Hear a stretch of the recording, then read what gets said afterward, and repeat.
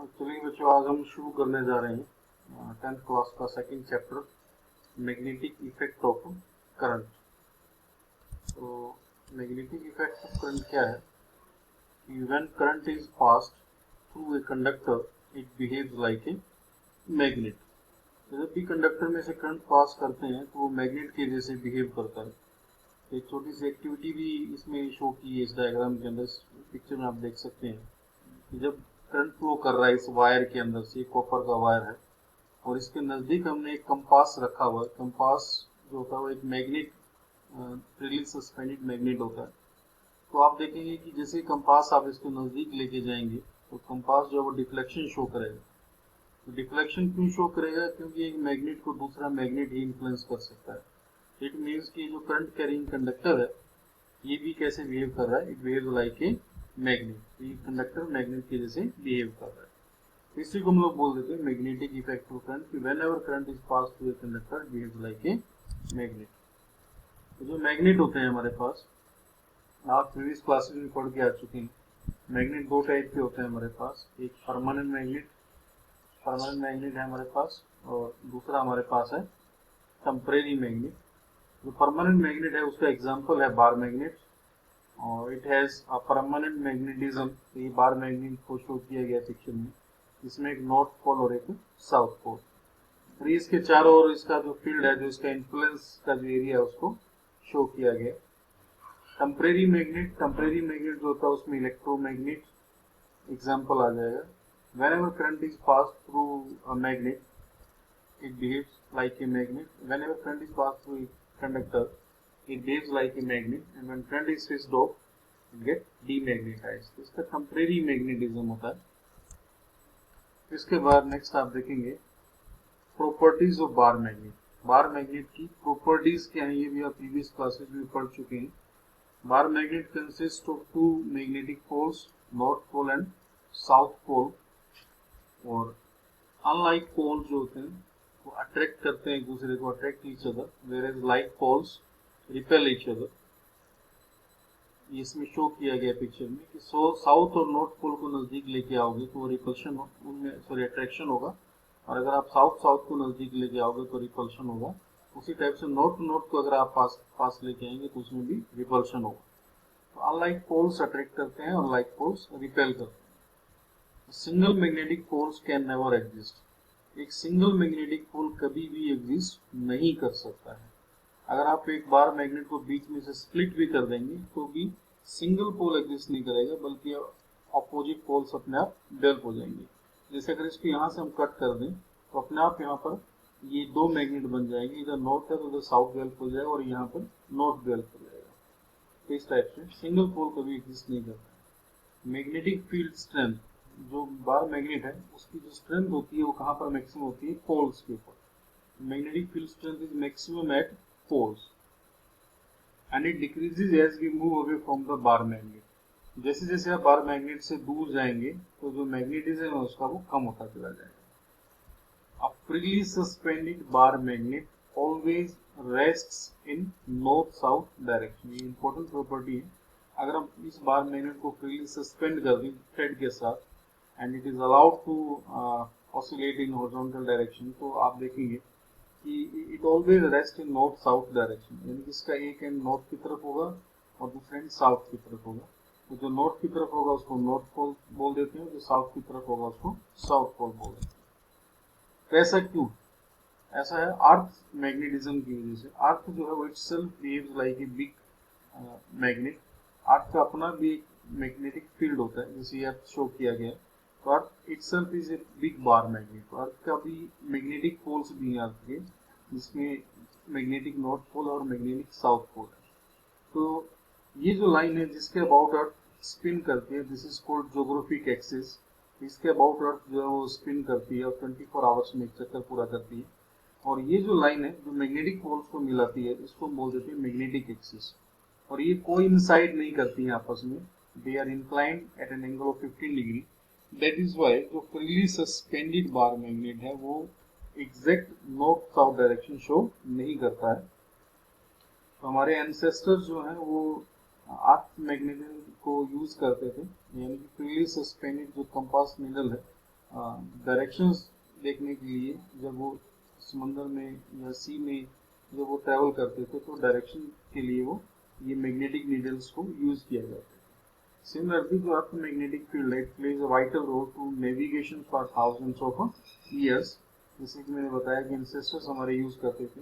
कुछ एनिमल्स, कुछ birds, migrant birds भी जो है अर्थ मैग्नेटिक फील्ड को यूज करते हैं नेविगेशन के लिए, अपना रास्ता तय करने के लिए। ठीक है, नेक्स्ट है मैग्नेटिक फील्ड। तो मैग्नेटिक फील्ड को अब आप डिफाइन कर सकते हो कि मैग्नेटिक फील्ड होता क्या है। It is a region of space around a magnet. एक मैग्नेट के चारों ओर जो रीजन होता है, या फिर current carrying conductor, because it is also magnet. तो मैग्नेट के चारों ओर या करंट कैरिंग कंडक्टर के चारों ओर जो स्पेस होता है, in which its magnetic influence can be experienced, जिसमें कि उसका मैग्नेटिक इन्फ्लुएंस जो एक्सपीरियंस किया जा सकता है, उसको लोग बोल देते हैं मैग्नेटिक फील्ड। जो स्ट्रेंथ होती है मैग्नेटिक फील्ड की at any point, this is called magnetic field induction. The strength of magnetic field at any point is called magnetic field induction. तो जो strength यानी कि ताकत होती है फील्ड की, that is magnetic field induction। और मैग्नेट के नजदीक वो ज्यादा होती है, जैसे ही मैग्नेट से दूर जाएंगे तो उसकी स्ट्रेंथ कम होती चली जाती है। तो मैग्नेटिक फील्ड इंडक्शन को न्यूमेरिकली कैसे डिफाइन करते हैं?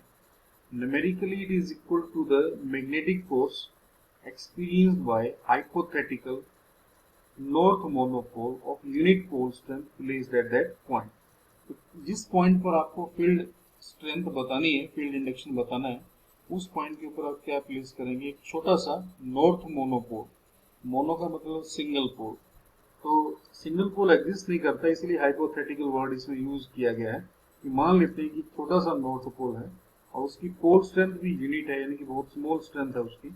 तो वो जितनी फोर्स एक्सपीरियंस करेगा किसी पॉइंट के ऊपर, उसी को हम क्या बोल देते हैं? Magnetic field induction. And it is a vector quantity. और इसके जो ऐसे यूनिट होते हैं मैग्नेटिक फील्ड इंडक्शन के, वो क्या होते हैं? टेस्ला या फिर वेबर पर मीटर स्क्वायर।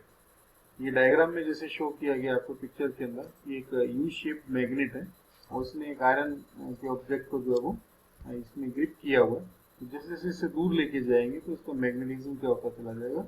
कम होता चला जाएगा। इसको अगर इससे दूर लेके जाएंगे तो इसका मैग्नेटिज्म जो है इस बार में सॉरी यू शेप मैग्नेट का वो मैग्नेटिज्म कम होता चला जाएगा। और ये यूनिट्स टेस्ला, वेबर पर मीटर, टेस्ला या फिर वेबर पर मीटर स्क्वायर।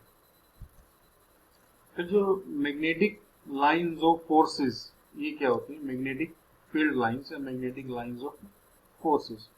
किसी भी मैग्नेट के चारों ओर जो रीजन होता है जिसमें उसका फील्ड है, उस फील्ड को कुछ लाइंस ड्रॉ करके हम लोग रिप्रेजेंट करते हैं। डायग्रामेटिक रिप्रेजेंटेशन जो है फील्ड का, उनको फील्ड लाइंस बोल देते हैं हम लोग। इन लाइंस को कैसे ड्रॉ किया जाता है और उनकी डायरेक्शन जो हम कैसे बताते हैं, उसके लिए आप पढ़ सकते हैं the path followed by hypothetical. Hypothetical फिर से आपको बता रहा हूँ कि एक्चुअल में नॉर्थ मोनोपोल एग्जिस्ट नहीं करता है, तो इसलिए मान लेते हैं, इसलिए हाइपोथेटिकल वर्ड हम यूज कर रहे हैं। हाइपोथेटिकल यानी कि imaginary north pole monopole consider कर रहे हैं। The path followed by hypothetical north monopole of infinite small strength placed in magnetic field are called magnetic lines of forces। तो इसको हम लोग बोल देते हैं magnetic lines of forces. Magnetic lines of forces जो होती है, जैसे ये बार मैग्नेट है, तो यहाँ पर अगर छोटा सा नॉर्थ पोल अगर मैं प्लेस कर दूँ, जो रेड कलर में आपको दिखाया है, तो नॉर्थ को रिपेल करेगा और साउथ इसको अटैक करेगा। तो ये छोटा सा नॉर्थ पोल इस टाइप से ट्रेवल करेगा। तो ये जो पाथ इसने फॉलो किया, ट्रेवल किया है, it is magnetic line of force, जिसको इस टाइप से इसमें ड्रॉ भी किया गया सेकंड डायग्राम में। ये मैग्नेटिक लाइन ऑफ फोर्स है और ये एरो जिसकी डायरेक्शन को रिप्रेजेंट कर रहा है।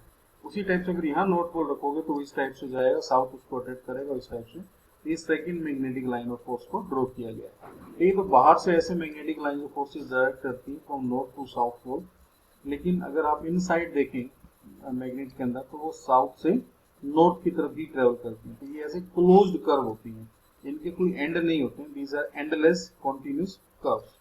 तो these are magnetic lines of forces which are path followed by hypothetical north monopole. Properties of magnetic field lines. Bar magnet के केस में जो मैग्नेटिक फील्ड लाइंस हैं उनको हम ड्रॉ कर रहे हैं और उनकी क्या प्रॉपर्टीज हैं। तो अभी जैसे बोला कि path followed bye magnet hypothetical north monopole, तो यहाँ पर अगर हम एक छोटा सा नोट मोनोपोल रखेंगे, तो यहाँ पर अगर आप छोटा सा एक नोट मोनोपोल रखोगे तो नोट को रिपेल करेगा, वो इस टाइप से ट्रेवल करेगा और इस टाइप से वो साउथ की तरफ, फिर साउथ के अंदर भी वो लाइन ट्रेवल करेगी साउथ टू नॉर्थ। इस टाइप से मैग्नेटिक लाइन ऑफ फोर्स, अगर यहाँ नॉर्थ पोल प्लेस करोगे तो रिपेल करेगा, इस टाइप से वो लाइन ट्रेवल करते हुए आपकी लाइन इस टाइप से ट्रेवल करेगी। तो आउटसाइड द बार मैग्नेट आप देख सकते हैं मैग्नेटिक लाइंस ऑफ फोर्सेस जो है वो क्या है, these are directed from north to south and inside the bar magnet south to north. तो field lines are continuous close curve है, एंड नहीं है इनकी। डायरेक्शन क्या है इनकी, from north to south pole outside the bar magnet and from south to north pole inside the bar magnet. जो crowded magnetic field lines हैं in a region it indicate strong magnetic field and vice versa. यानी कि अगर magnetic field lines एक दूसरे के नजदीक है, ज्यादा नजदीक है, क्लोज है, तो उस केस में इट शोज कि मैग्नेटिक फील्ड वहां पर स्ट्रॉन्ग है। जैसे इसमें 4 लाइंस ड्रॉ की हैं, 1 2 3 4। तो यहाँ पर आप देखेंगे एक पोल के नजदीक इनमें जो है वो लाइंस एक दूसरे की क्लोज है रिलेटिवली, तो यहाँ पर फील्ड स्ट्रेंथ मैक्सिमम है, यहाँ भी फील्ड स्ट्रेंथ मैक्सिमम है। लेकिन अगर आप आउटसाइड देखेंगे तो यहाँ पर फील्ड स्ट्रेंथ क्या होगी, वीक होगी। नेक्स्ट है एक और प्रॉपर्टी मैग्नेटिक फील्ड लाइंस की, the tangent at any point on magnetic line of force. जैसे ये एक पॉइंट है, इस पर हमने एक टेंजेंट ड्रॉ किया है मैग्नेटिक लाइन ऑफ फोर्स पर, तो जो टेंजेंट है वो किसकी डायरेक्शन देता है, it gives the direction of magnetic field. किसी भी पॉइंट पर आप टेंजेंट ड्रॉ कर दीजिए, it gives you direction of magnetic field. That is why two magnetic lines of forces never be intersect each other. दो magnetic lines of forces एक दूसरे को इंटरसेक्ट नहीं कर सकती हैं। अगर वो इंटरसेक्ट करती हैं, जैसे मान लीजिए कि ये एक लाइन है और एक ये लाइन है, ये दोनों एक ही पॉइंट पर इंटरसेक्ट कर रही हैं, तो यहाँ पर दो टेंजेंट हो जाएंगे, एक ये ऊपर वाले कर्व पर और एक ये नीचे वाले कर्व के ऊपर। That is at the point of intersection it has two directions of magnetic field, which is not possible. ये पॉसिबल नहीं। तो उसी टाइप से अगर आप मैग्नेटिक फील्ड लाइंस आप देखेंगे सिमिलर पोल्स के केस में, जैसे मान लीजिए नॉर्थ पोल है, तो आप देख रहे हैं कि ये लाइन यहाँ पे छोटा सा नॉर्थ पोल प्लेस करेंगे, ये रिपेल करेगा, ये भी उसको रिपेल करेगा, तो कुछ इस टाइप से जाएगा, तो यहाँ वो इस टाइप से आएगा। इट अपीयर्स कि वो एक दूसरे पर लेटरल प्रेशर जो वो एक्सर्ट कर रही है। तो सिंगल पोल्स के केस में वो लेटरल प्रेशर एक्सर्ट करती है एक दूसरे के ऊपर। और अगर अनलाइक पोल्स हैं जैसे नॉर्थ और साउथ, यही जो छोटा सा नॉर्थ पोल यहाँ पे रखेंगे, ये रिपेल करेगा और साउथ उसको अटैक करेगा, तो ऐसे लग रहा है कि वो लॉन्गिट्यूडनली कॉन्ट्रैक्ट कर रही है, उनकी लेंथ क्या होगी, थोड़ी कम होगी। थैंक यू, आज के लिए इतना ही, धन्यवाद।